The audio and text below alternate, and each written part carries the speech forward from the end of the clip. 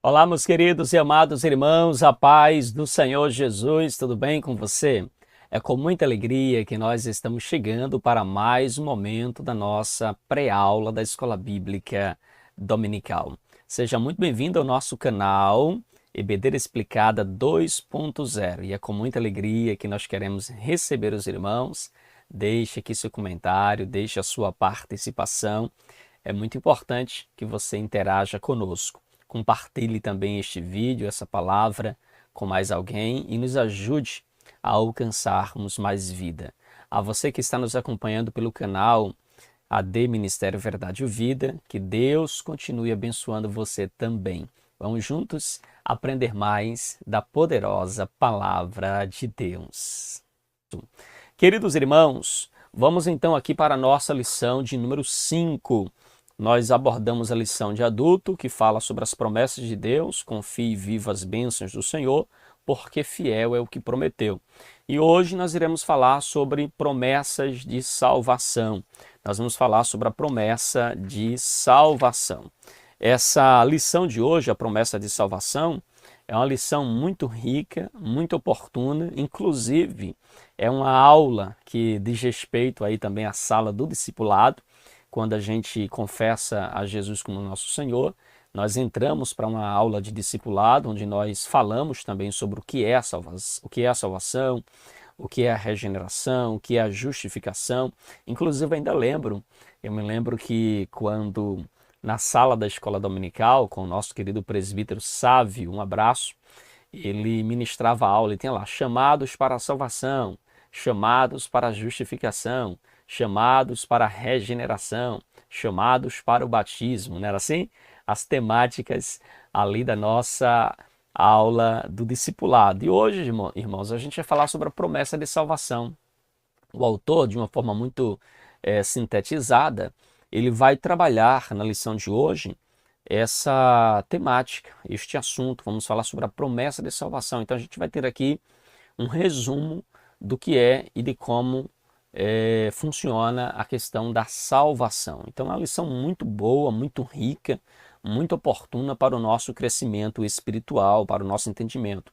E olha como essa lição é importante. Há muitas pessoas que, embora já estejam aí com alguns anos de fé, a gente chama de dinossauros na fé, mas tem muita dúvida a respeito da salvação, de como nós somos salvos, do porquê Jesus é o único homem, é o único mediador entre Deus e os homens, porque Jesus é o caminho, a verdade e a vida. Ainda é um ponto de dúvida para muitos cristãos que, embora estejam há anos na fé cristã, ou porque não passaram por um discipulado, ou porque tiveram realmente uma deficiência aí no ensino do discipulado e terminaram não aprendendo de fato o que é a salvação.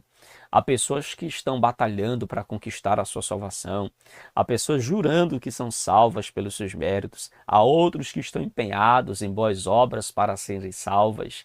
Mas, na verdade, a gente vai entender aqui hoje o que é a salvação, qual o significado desta palavra salvação, e iremos ver então como se dá a salvação do cristão.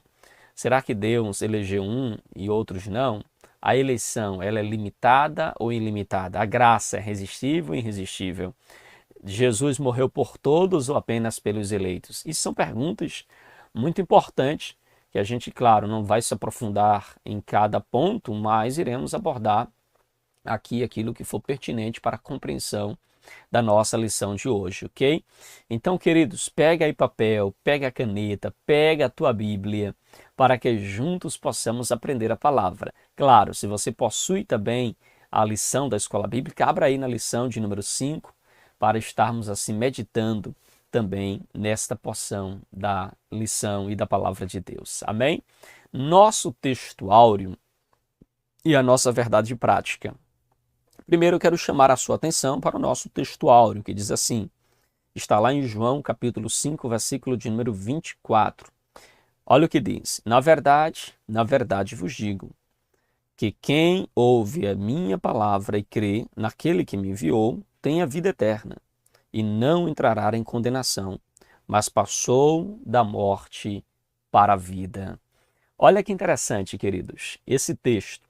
A expressão na verdade vos digo, é uma expressão que mostra a força ou a importância daquilo que Jesus ele está falando. Na linguagem grega, a gente não tem a expressão que nós comumente usamos, né? Verdadeiramente, ou excelentíssimo, né? Usamos assim expressões para exemplificar, né? Assim, ou para dar intensidade àquilo que nós estamos falando, como, por exemplo, profundamente ou extremamente grande. Então, no texto grego, quando nós iremos expressar, por exemplo, extremamente grande, a gente expressa grande, grande, por exemplo. No texto grego, quando vai falar algo que ele quer demonstrar, né, na nossa língua portuguesa seria verdadeiramente ou verdadeiríssimo, né, verdadeiríssimo. Então, Jesus usou a expressão, na verdade, vos digo que o que ouve a minha palavra e crê naquele que me enviou, tem a vida eterna. Olha que interessante. Vos digo que quem ouve a minha palavra, é preciso ouvir a palavra, e a Bíblia diz lá em Romanos que a fé ela vem pelo ouvir, e ouvir a palavra de Deus. Então, aquele que ouve a minha palavra e crer naquele que me enviou, ou seja, é necessário crer em Deus e crer que Jesus é o enviado de Deus para a nossa salvação. Então, quando nós cremos nisso, temos a vida eterna. E este já não entrará mais em condenação, mas passou da morte para a vida. Se há uma condição na salvação, é o crer. É necessário nós crermos. E claro, crer aqui não se trata apenas de um assentimento intelectual, de uma crença intelectual. É muito mais que isso. Então, é necessário crer naquele que o enviou, né, no caso Jesus Cristo, para que tenha vida eterna. Então, nós precisamos crer. Esta é a condição, é crer, para que sejamos salvos. Nossa verdade prática diz assim: a promessa da vida eterna é a maior bênção divina para todo aquele que crê em Jesus. Irmãos, se nós estivermos na fé cristã e não compreendermos isso, nós estamos, na verdade, meio que perdidos. Porque, veja, a maior bênção que nós temos é a vida eterna. A maior bênção que Deus proporcionou para nós é a vida eterna. Infelizmente, às vezes, pela ênfase que se dá em determinadas pregações, parece até que a maior bênção não é a salvação. E a prova disso é que muito pouco se fala sobre a salvação. Muito pouco se fala sobre o céu, sobre a vida eterna, demonstrando talvez que não é tão importante assim. Mas quem estuda a Bíblia, entende a palavra de Deus, sabe que a promessa de vida eterna é a maior bênção divina para todo aquele que nele crê. A maior bênção que você pode receber de Deus não é a salvação do teu marido, não é a salvação da tua esposa, não é a salvação dos teus filhos, não é... Isso eu falo para a pessoa que está recebendo, sim, mas para você a maior bênção não é a restauração do teu casamento, por exemplo. Não é a restauração financeira, você perdeu aí muitos financeiramente e está conseguindo restaurar. Essa é a maior bênção de Deus para a minha vida. O melhor de Deus, pastor, está por vir, porque eu estou vislumbrando que a minha vida financeira vai melhorar. Irmãos, a maior bênção de Deus para mim e para você é a nossa salvação. Então, a maior bênção que você tem, que você que está em Cristo hoje tem, é a salvação. E Deus nos abençoou com este presente que jamais poderíamos pagar, que jamais poderíamos conquistar, que jamais alcançaremos com a força do nosso braço. Então, o maior presente, a maior bênção que nós podemos receber é a nossa salvação. Eu digo isso, irmãos, e o autor frisa isso aqui porque às vezes nós temos a impressão de que a salvação tem sido deixada de lado. Não se prega sobre arrependimento, não se prega sobre salvação, não se anuncia mais o ano aceitável do Senhor, não se mostra mais o plano da salvação, do porquê precisamos ser salvos. Eu me lembro de um testemunho, e eu me lembro que eu estava assistindo, inclusive ainda garoto, eu estava assistindo um canal de televisão, e nesse canal tinha lá um televangelista que estava pregando. Na verdade, ele estava apelando que as pessoas fossem à frente para darem testemunhos. E eu fiquei particularmente abismado com o que vi. E olha que eu era ainda um garoto, era um jovem, estava começando ali a estudar a palavra, a se dedicar de fato no evangelho. E eu me lembro que ele estava ali fazendo um convite para as pessoas virem dar testemunhos. E aí chegou o primeiro: olha, eu cheguei aqui, estava no vermelho, Deus me abençoou e agora eu já abri uma empresa, já tenho um comércio X, comércio Y, estou com a vida financeira equilibrada. Aí ele: glória a Deus, aleluia, que bênção. Aí o próximo, aí veio: olha, eu cheguei aqui, eu não tinha casa própria, e eu entrei no propósito, na campanha, não sei o quê, e consegui comprar casa própria, aleluia, glória a Deus, louvado seja o Senhor. Todo mundo alegre, o pastor super alegre. E daqui a pouco o próximo irmão, e assim foi contando as bênçãos, até que chegou um irmão, que ele disse assim: eu cheguei aqui perdido, mergulhado nas drogas, perdido neste mundo de promiscuidade, e chegando aqui, eu comecei a buscar a Deus, comecei a ler a palavra e eu encontrei Jesus. Hoje eu sou um novo homem. Ele fez assim: sim. Aí o pastor olhou para ele e fez assim: sim, agora conta o testemunho, conta a bênção. Ele: sim, a bênção é que eu fui salvo em Cristo Jesus, eu encontrei Jesus. Não, meu filho, conte a bênção. Qual foi a bênção que Deus te deu? O pastor fez essa pergunta para ele, porque na mentalidade do pastor, a maior bênção, ou a bênção que ele deveria testemunhar ali, não era mudança de vida, não era salvação, era para ele testemunhar cura, bens materiais, vitórias financeiras. Mas, irmãos, não há maior bênção divina para nós, para aqueles que creem, do que a vida eterna. A vida eterna é o maior presente de Deus para nós. Se alegre pela oportunidade, pelo privilégio que você tem de conhecer Jesus, de ser um salvo em Cristo Jesus. Então lembre-se disso, a promessa de vida eterna é a maior bênção divina para todo aquele que crê em Jesus Cristo. Ok? Vamos agora, querido, para a nossa leitura bíblica em classe. Abra a sua lição ou a sua Bíblia no Evangelho segundo escreveu o evangelista João, capítulo 3, verso 14 ao verso de número 21, que é o nosso texto da leitura bíblica em classe. Abra a sua Bíblia. Já pegou aí a sua Bíblia? Pegou a sua lição? Vamos juntos fazer aqui essa leitura e meditar também na poderosa palavra do Senhor. Olha o que diz aqui a palavra de Deus. João capítulo 3, verso 14 ao verso de número 21. E como Moisés levantou a serpente no deserto, assim importa que o Filho do Homem seja levantado, para que todo aquele que nele crê não pereça, mas tenha vida eterna. Porque Deus amou o mundo de tal maneira que deu seu Filho unigênito para que todo aquele que nele crê não pereça, mas tenha a vida eterna. Porque Deus enviou o seu Filho ao mundo, não para que condenasse o mundo, mas para que o mundo fosse salvo por ele. Quem crer nele não é condenado, mas quem não crê já está condenado, porquanto não crer no nome do unigênito Filho de Deus. E a condenação é esta, que a luz veio ao mundo e os homens amaram mais as trevas do que a luz, porque as suas obras eram más. Porque todo aquele que faz o mal aborrece a luz e não vem para a luz, para que as suas obras não sejam reprovadas. Mas quem pratica a verdade vem para a luz, a fim de que as suas obras sejam manifestas, porque são feitas em Deus. Oh, glória. Amém, queridos? Então, nós lemos aí do verso de número 14 até o verso de número 21, que é a nossa leitura bíblica aqui em classe, ok? A gente vai comentar um pouco sobre esse texto no discorrer da nossa lição, mas se você quiser também, você pode se aprofundar, inclusive fazendo aí a leitura desse texto, se aprofundando mais na poderosa palavra de Deus, tá bom? Queridos irmãos, nossa lição de hoje tem 3 objetivos. Primeiro, explicar biblicamente a promessa de salvação, ou seja, mostrar como Deus nos salva e mostrar a promessa de salvação para nós.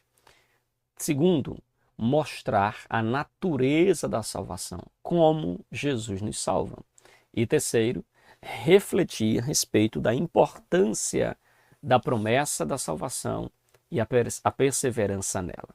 Nós iremos aqui discorrer sobre alguns pontos da lição que vai te ajudar a chegar a este objetivo da nossa lição, porque a lição só será dada de fato se você compreender o que é a promessa da salvação, entender a natureza da salvação e sair refletindo sobre a importância da salvação e da perseverança nela, ok? Então, queridos, na lição de hoje, nós iremos então tratar de um dos temas mais importantes da Bíblia Sagrada. É um dos temas mais importantes, é o tema da salvação. Então, a salvação é um dos mais importantes temas das páginas da Bíblia, pois é a principal promessa de Deus para a humanidade. Então, queridos, conhecer quão grande é o amor de Deus e desfrutar, então, deste amor, reconhecendo o seu grande sacrifício por nós, entendendo a doutrina bíblica da salvação, é o nosso foco na lição de hoje. É exatamente isso o que nos mostra o Evangelho de João no capítulo 3. Então, esse capítulo 3 de João fala do novo nascimento, fala de como se procede a nossa salvação, fala, então, abertamente de questões individuais que merecem, né, aí serem destacadas também aqui no capítulo 3, que são algumas promessas referentes aí à promessa da salvação, a natureza da salvação, e também falaremos sobre a perseverança dos santos. Amém, queridos? Então vamos aqui avançar para o ponto 1 da nossa lição, a promessa da salvação. Eu me lembro que tem um livro, irmãos, escrito por R.C. Sproul, de que alguém estava evangelizando, neste livro narra, alguém estava evangelizando, e, se não falha a memória, evangelizando o próprio R.C. Sproul, e quando a pessoa chegou para ele, falou, você precisa ser salvo. Aí ele devolveu a pergunta para a pessoa, salvo de quê? Salvo de quê? E aí a pessoa o evangelista ficou sem saber dar resposta. Ele falou que o homem que R.C. Sproul precisava de salvação, mas não soube, então, explicar o que era a salvação. E quando o R.C. Sproul vem se converter ao Senhor, vem conhecer ao Senhor, ele então lança este livro, ele escreve este livro, Salvos de quê? Então veja, a promessa de salvação, mas salvos de quê? Como é que nós somos salvos? Do que ele nos salva? Então, a nossa lição vai trabalhar bem essa questão, e ele começa dizendo que a salvação ela é maravilhosa, ou seja, uma maravilhosa salvação. É inclusive uma expressão usada pelo próprio Paulo, né, que fala sobre também a grandiosidade da bênção que é desfrutar da salvação em Cristo Jesus. Então, queridos, a leitura que nós fizemos, falando que abre aqui inclusive no versículo 14, como Moisés levantou a serpente no deserto, assim importa que o Filho do Homem seja levantado. Aqui o nosso querido apóstolo João, ele faz um paralelo aí com o texto que está lá no livro de Números, capítulo 21, do verso 4 ao verso 9.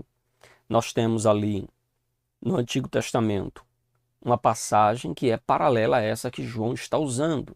João diz que, assim como na época os homens precisavam olhar para a serpente de bronze levantada no deserto para serem então curados e sarados, ele usa esta figura para retratar a pessoa de Cristo.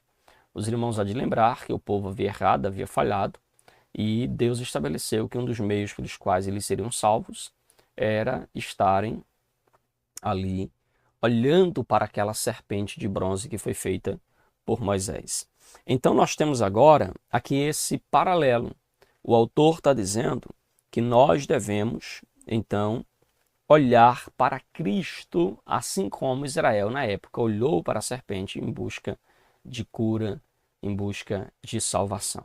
Então, queridos, nós devemos olhar para a pessoa de Jesus, somente para Ele. Ou seja, nós devemos estar com os olhos fitos no Senhor. Semelhantemente, o sacrifício de Jesus na cruz, no Calvário, proporciona redenção para a alma carente de salvação.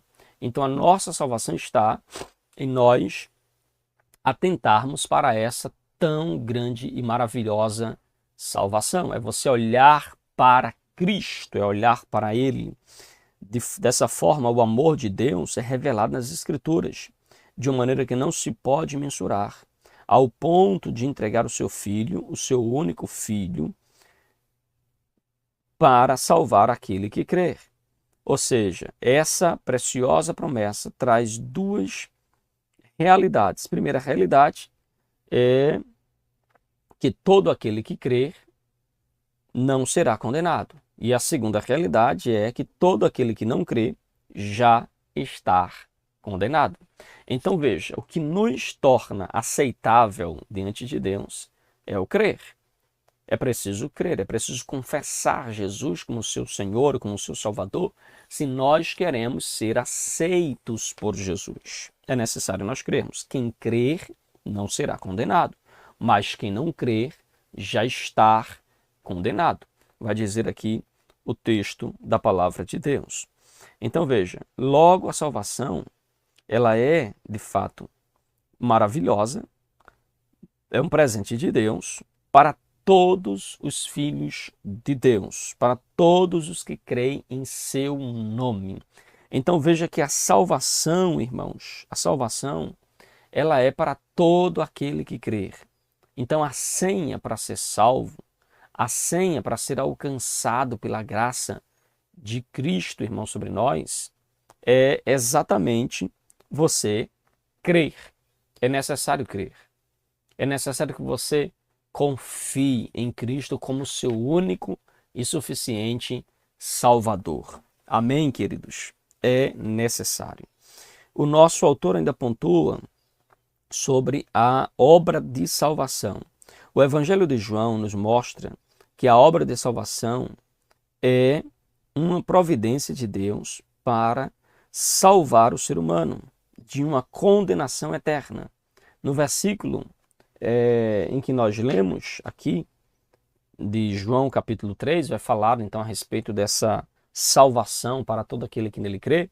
E a palavra salvação, ela aparece no texto grego como a palavra soteria. Por isso nós temos na teologia sistemática uma doutrina, a doutrina que fala da salvação, que também vai provir, deste nome, a soteriologia, a doutrina da salvação.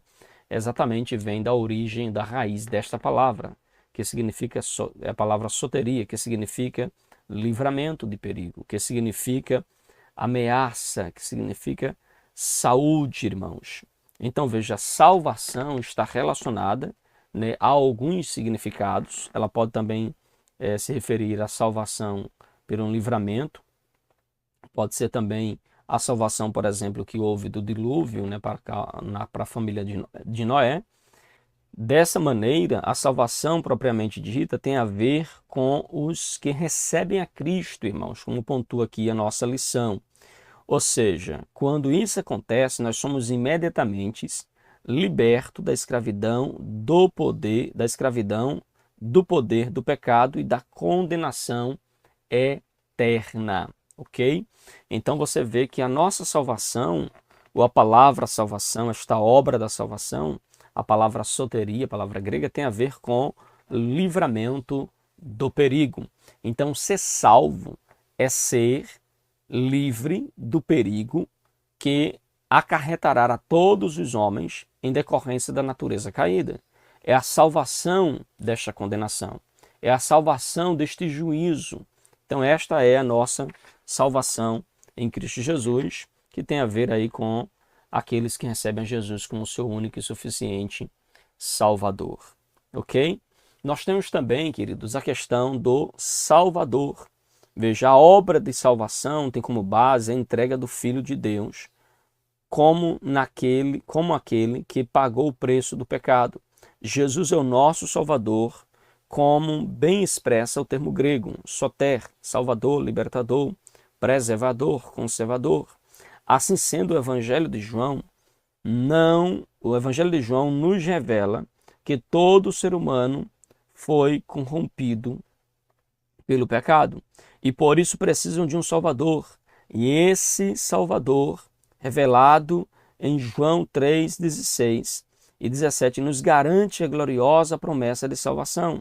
Todo aquele que nele crer não pereça, mas tenha vida eterna. Quem se arrepender, quem se arrepende e crê e permanece em Jesus, jamais perecerá eternamente. Então nós temos aqui que a obra da salvação tem a ver com a entrega de Jesus por nós na cruz do Calvário. A salvação, irmãos, é essa entrega de Jesus por nós para que nós estejamos livres do poder do pecado. Então veja, em Cristo Jesus, nós fomos livres da corrupção do pecado.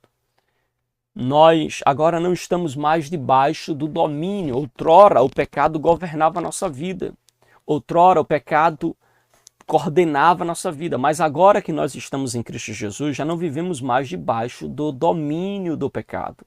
Isso não significa dizer que eu não erre, que você não erra, que a gente não possa falhar.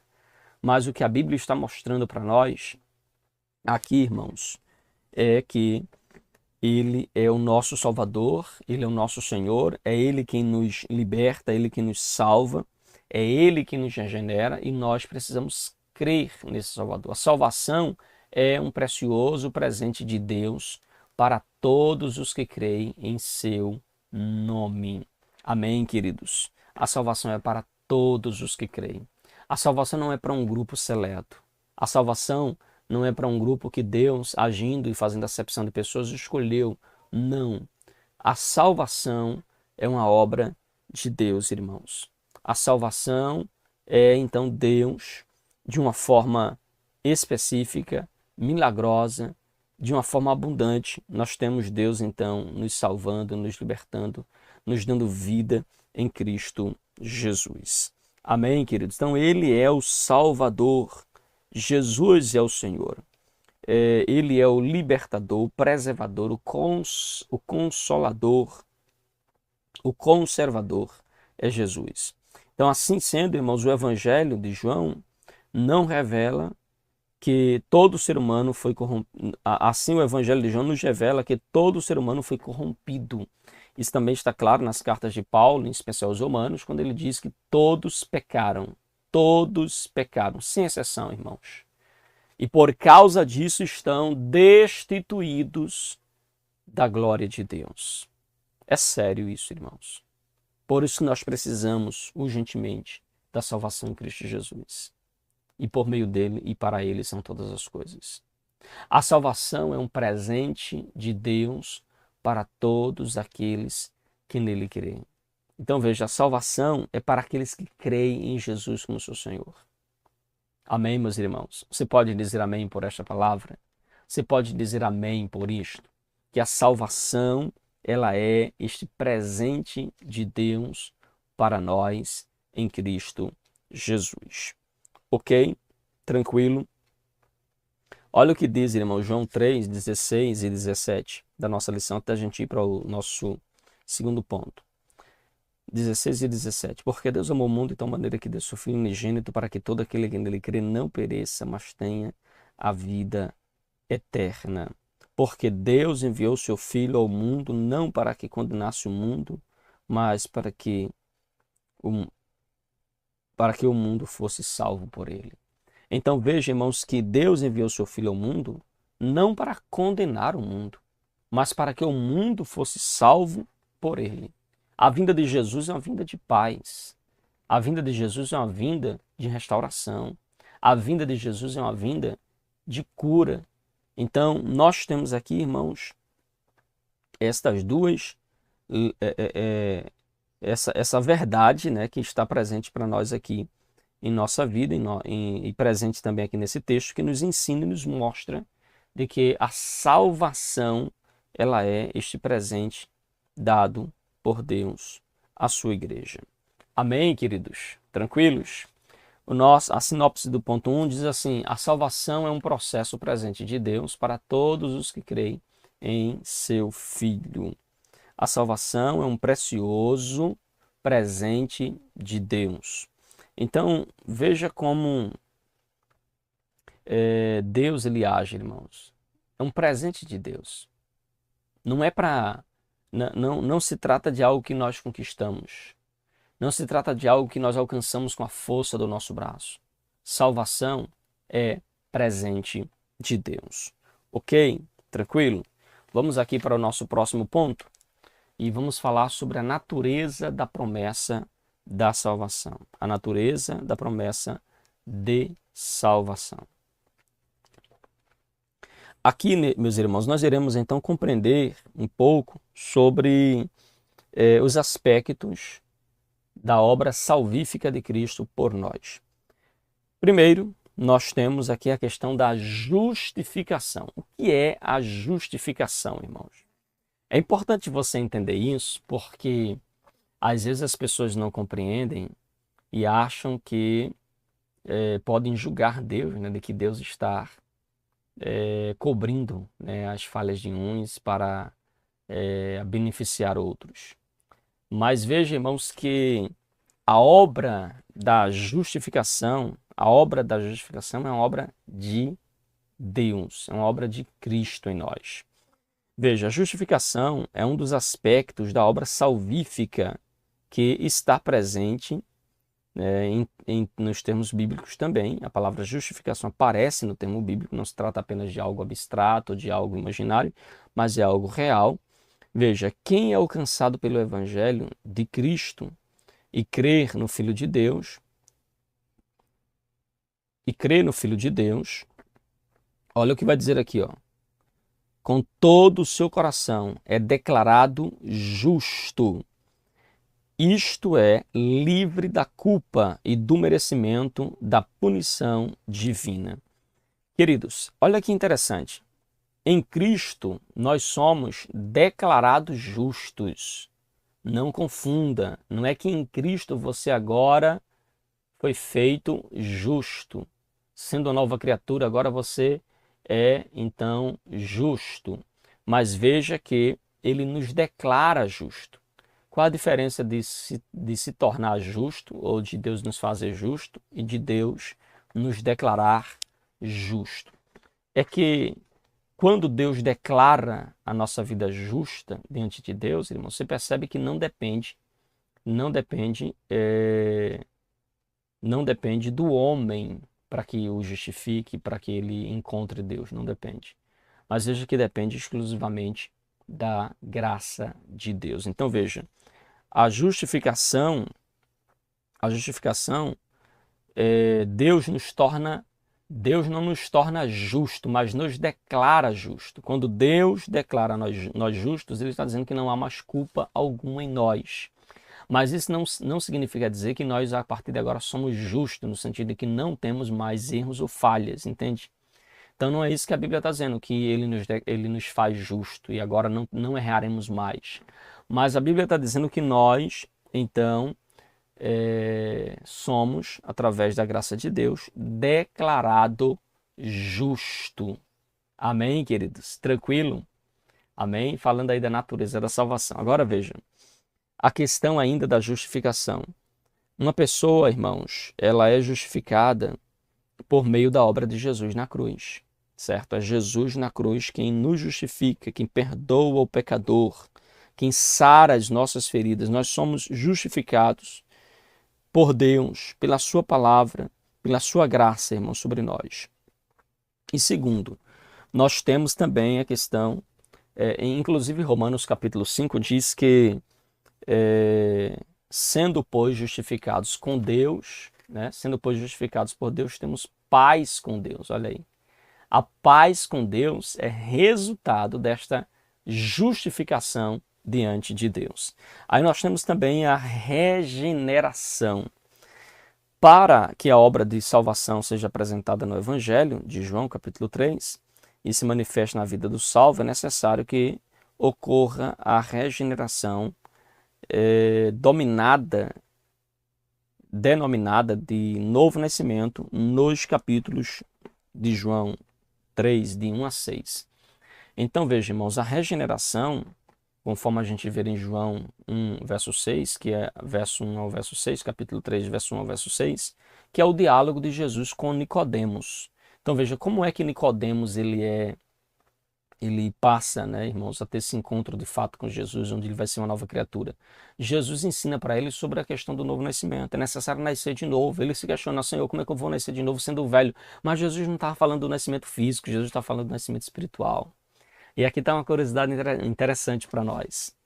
Você sabia que existem pessoas que nascem 2 vezes e só morrem uma? Sabia disso ou não?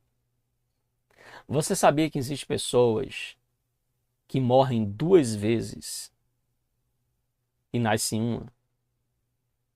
E você sabia que existem pessoas que nascem uma vez e não passaram pela morte? Sabia disso ou não? Deixa eu explicar melhor. Tem pessoas que nascem 2 vezes e morrem uma. Há pessoas que nascem uma vez, mas vai morrer duas. Em outras palavras, aquele que nasce duas morre uma. Aquele que nasce uma morre duas. E há aqueles que nascem 2 vezes e não passarão pela morte. Pastor, não entendi foi nada. Eu te explico. Quando nós nascemos fisicamente e depois nascemos espiritualmente, nós nascemos 2 vezes. Agora morreremos apenas fisicamente, mas não morreremos mais eternamente. Compreende? Então nascemos 2 vezes e morremos uma. Aqueles que nasceram fisicamente, mas não nasceram espiritualmente, vão passar pela morte física e depois passar pela morte espiritual. Desta forma, eles nasceram uma vez e vão morrer 2 vezes. Já aqueles que nasceram fisicamente, depois nasceram para Cristo e não morreu até o arrebatamento da igreja, foi arrebatado, eles nasceram 2 vezes e não passaram pela morte. Amém. Interessante, não é, irmãos? Porque desta forma nós não passaremos aí pela morte se Jesus voltar para aqueles que nasceram de novo em Cristo Jesus. Então a regeneração ela está abordada em João capítulo 1, do verso 1, João capítulo 3, do verso 1 ao verso 6, que fala sobre o novo nascimento.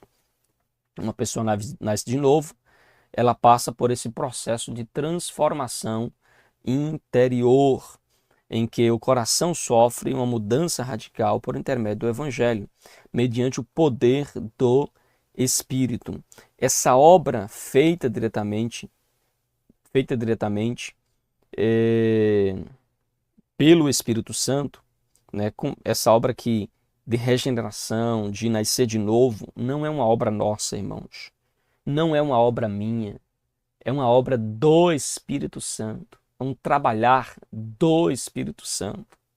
Uma vez que nós nascemos de novo, nós passamos agora a fazer parte da família de Deus. Amém?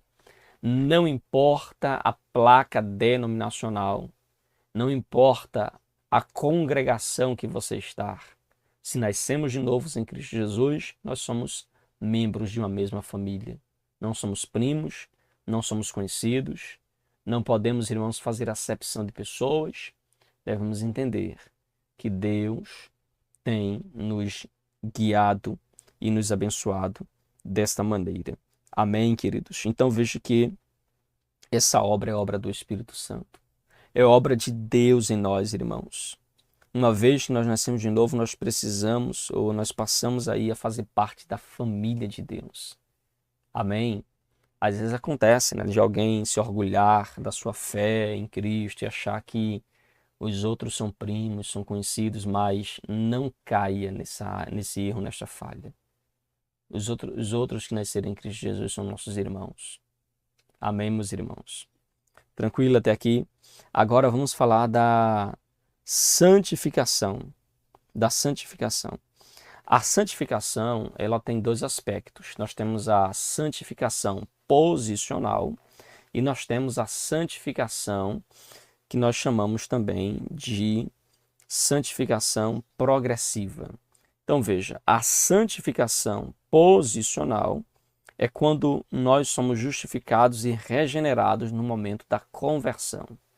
Naquele momento que você declara Jesus como seu Senhor e Salvador, você é, então, regenerado posicionalmente em Jesus Cristo, onde você, então, passa por esse momento de santificados por Deus.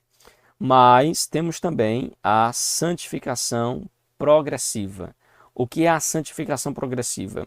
É que a santificação, irmãos, também é um processo onde nós todos os dias somos moldados à imagem e à semelhança do nosso Senhor Jesus Cristo. Esse processo ocorrerá até o advento da nossa glorificação final por ocasião da transgressão do nosso, que acontecerá por ocasião da transformação do nosso corpo no advento do arrebatamento da igreja, pois teremos um corpo semelhante ao de Jesus ressurreto. Portanto, a obra de salvação exposta no Evangelho de João é completa. Então veja, irmãos, que a salvação ela é progressiva, irmãos. Ela é posicional. Quando nós confessamos Jesus como nosso Senhor, nós somos santificados, nós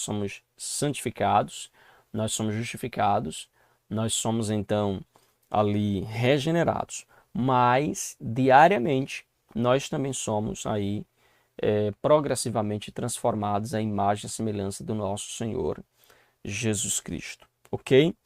Sinopse do ponto 2.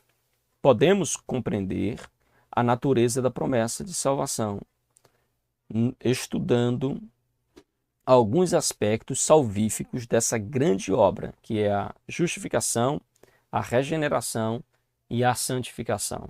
Então, o processo da salvação acontece desta forma. Primeiro você é justificado, declarado justo. Depois você é regenerado, transformado em uma nova criatura. E, por fim, você entra neste processo de santificação até você ser glorificado, onde você alcançará aí o estágio final. Ok? Tranquilos, meus irmãos? Vamos então para o nosso último ponto da nossa lição de hoje, a promessa e esperança na salvação. Neste último ponto, o autor ele vai trilhar alguns pontos aí no que diz respeito à perseverança dos santos, e eu quero chamar aqui a sua atenção. Primeiro, a base da promessa de salvação, que estará aí mostrada para nós em João capítulo 3, que mostra com clareza que o nosso Salvador e o nosso Senhor é o centro da nossa promessa de salvação. Jesus deve ser o centro, irmãos, da nossa promessa de salvação. Deus escolheu um povo dentre as pessoas pecadoras que se arrependerem e crerem em Jesus Cristo como Senhor e Salvador. Então, o nosso autor pontua que Deus, dentre o mundo inteiro, ele escolheu, de fato, Abraão, para que através de Abraão pudesse formar uma grande nação. Mas não era que Deus queria uma raça eleita, exclusiva dele e separada das demais pessoas. Deus escolheu essa raça, esta tribo, esta nação, este povo. Escolheu Abraão, que de Abraão vem Isaac, depois vem Jacó, e daí vem as 12 tribos de Israel. Ele escolheu, irmãos, para que nós fôssemos luz para as nações. Para que através da promessa feita a Abraão, seja bendita todas as famílias da terra, compreende? Então esta foi a promessa de Deus aí através do seu servo. Então, queridos irmãos, a igreja de Cristo, o povo de Deus, que é constituída por pessoas unidas ao Senhor Jesus Cristo, precisam se fortificar, se alimentar mais e preparar-se diante de Deus para que possam, assim, então, desfrutar desta tão grande bênção, desta tão grande dádiva que é a salvação em Cristo Jesus, porque nós fomos alcançados por esta graça, alcançados pela salvação. Logo, a igreja de Cristo, irmãos, o povo de Deus é constituída de pessoas unidas ao Senhor. Assim nós fazemos parte do corpo de Cristo, que só é possível por causa da obra consumada de Jesus no Calvário. Sem a obra de Jesus no Calvário, é impossível que nós sejamos salvos, irmãos. E aí o autor fala também sobre a apostasia individual. É interessante a gente frisar isso aqui, porque, veja, a apostasia é diferente daquela pessoa que por um motivo de frieza, ou por um motivo de fraqueza, ela para, ela caminha mais lento, ela ia todo dia para a igreja, agora vai 2, 3 vezes, ou ela costumava ir 1, 2 vezes na semana, agora vai 1, 2 vezes no mês, ou até mesmo se declara agora um não cristão. Veja, apostasia é muito mais do que isso. Existe apostasia moral e existe apostasia doutrinária. Então, há alguns irmãos que perdem ou que abandonam, rejeitam essa salvação ofertada por Cristo, exatamente porque estão mergulhados na apostasia doutrinária ou mergulhados na apostasia moral. Há muitos que estão separados de Cristo por causa dessa apostasia moral. E há aqueles que estão também praticando a apostasia doutrinária. E aí, como obreiros da congregação, como líderes em Cristo Jesus, nós precisamos corrigir isso, irmãos. Precisamos fazer um pente fino para corrigir estas coisas, né? Porque a gente sabe que há muitos que têm se levantado entre nós e têm apresentado uma heresia doutrinária, um outro evangelho, distorcendo inclusive o verdadeiro evangelho. E como pastor e líder, a gente precisa vigiar o rebanho para que essas coisas não penetrem dentro da igreja, ou até mesmo para prevenir os irmãos de caírem nas ciladas do diabo. Mas veja que existe aí a apostasia doutrinária, que é o afastamento da palavra de Deus, e temos aí a apostasia moral, né, que é quando as pessoas elas começam a se rebelar contra Deus, abandonar os princípios da palavra de Deus e seguir o seu próprio coração. Amém, meus irmãos? Tranquilos até aqui? E por fim, a promessa e a segurança da salvação. Aqui nós temos a promessa e a segurança da salvação. É aqui que nós percebemos aí a divisão, né, desentendimento entre muitas denominações e linhas de pensamentos, porque alguns dizem, olha, uma vez salvo, salvo para sempre. O outro diz, não, é possível cair da salvação, é possível cair da graça. E aí vem esse último ponto, né, subponto da nossa lição, que fala sobre a promessa e segurança da salvação. Veja, a promessa de salvação também nos traz uma consoladora certeza, ou seja, aquela de que o apóstolo Paulo escreveu, mas de ambos os lados estou em aperto, tendo desejo de partir e estar com Cristo, porque isto é ainda muito melhor. E aí nós temos o ensino bíblico do Novo Testamento afirma que ao passar pela morte, o salvo já está imediatamente com Cristo. Assim, os que creem em Cristo se submetem a Ele como o seu Senhor, e mediante um relacionamento pessoal com Cristo. Então, estão definitivamente seguros para a vida eterna. O que é que o autor aqui pontua, né, da nossa lição? Que é possível, através da apostasia, alguns se afastarem da fé, abandonarem a fé em Cristo Jesus. E, por outro lado, ele também afirma aqui que assim os que creem em Cristo se submetem a Ele como seu Senhor e mediante um relacionamento pessoal com Cristo estão definitivamente seguros para a vida eterna. O que o autor está dizendo aqui fica claro para a gente, embora ele faça aqui uma mistura com a frase anterior, né, de que nós estamos seguros quando nós morremos em Cristo, mas dá para entender também, e claro, a gente entende, eu particularmente compreendo também, que uma vez que alguém está em Cristo e persevera em estar em Cristo, essa pessoa ela é salva. Ela é salva. Ela não se afastando de Cristo, também não perderá a sua salvação. Uma vez que você de fato conhece Jesus, irmãos, pode ficar fraco, desanimado, meio para baixo, meio para lá, meio para cá, mas não abre mão desta aliança e desse compromisso com o Senhor.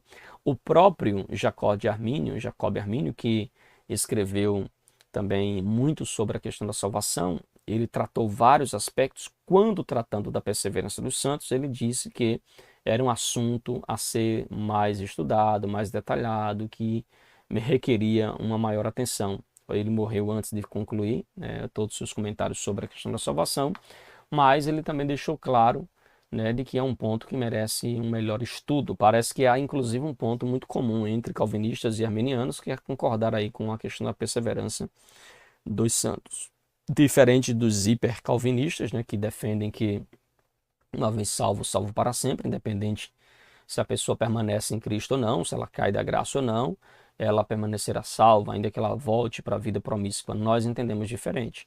Eu entendo que uma vez que você está em Cristo e é uma nova criatura em Cristo Jesus e persevera em estar em Cristo, pela graça de Deus te sustentando nele, você então estará salvo. Amém, meus irmãos? Então, nós ficamos por aqui, né, com mais esta lição, com mais esta aula para a glória de Deus. E nós queremos encerrar, né, fazendo também aqui um breve comentário sobre a nossa conclusão. A promessa da salvação nos lembra de que não podemos descuidar de nossa conduta diante de Deus e do mundo. A salvação, em primeiro lugar, depende de Deus, que estende a sua mão ao pecador perdido, mas também é necessário que o ser humano aceite humildemente o amor e a graça de Deus em seu favor. Quem crer em Jesus é salvo, mas quem rejeita permanece perdido em delitos e pecados. É como diz Orton Stanley, ele diz que a salvação é Deus nos dando um presente, mas a nossa parte é estender o braço para receber a salvação. E este estender o braço para receber esse presente é o que nós chamamos de fé. É preciso ter fé em Cristo Jesus. E a fé é os braços que abraçam a salvação ofertada por Jesus. Amém? E aqui uma frase de Orton Stalin, que ele também diz: nascer de novo diz respeito a uma transformação radical. Irmãos, uma vez que nós nascemos de novo, nós somos radicalmente transformados pela graça de Deus. Amém, queridos? Que Deus em Cristo nos ajude.